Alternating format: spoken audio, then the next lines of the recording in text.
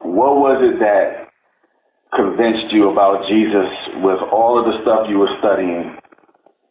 I mean, how did you get to that place?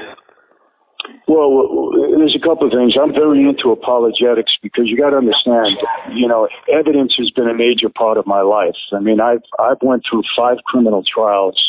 I've been to more parole hearings than you could imagine. I've been to grand juries, more grand juries than most people will ever see in their lifetime.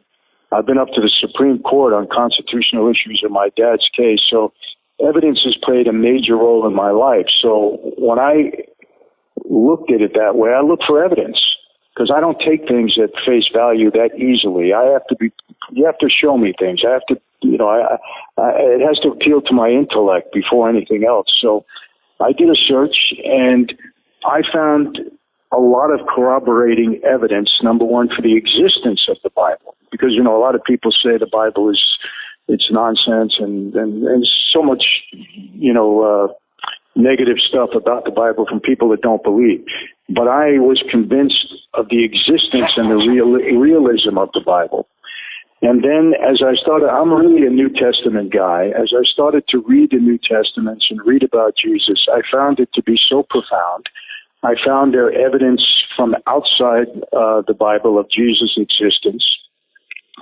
I was amazed at the actions of the apostles, both before and after Jesus' death, because, look, you don't go to your death for something you don't believe in. And 12 people didn't get hypnotized. They believed in the resurrection. They saw Jesus alive, and as a result, they were willing to go to their death as a result of that. Now, look, there ain't a mob guy in the world that's going to do that. I'm telling you that. There's something that had to convince these men. And I mean, I can go on and on. This is a subject that I can talk about for hours or days or whatever, because like I said, I'm so into it. And then look, the reality of what happened in my life. I mean, I should be dead or in prison for the rest of my life. There's no question about it. And God has done a work in my life. I never planned to be in ministry. He led me in this direction.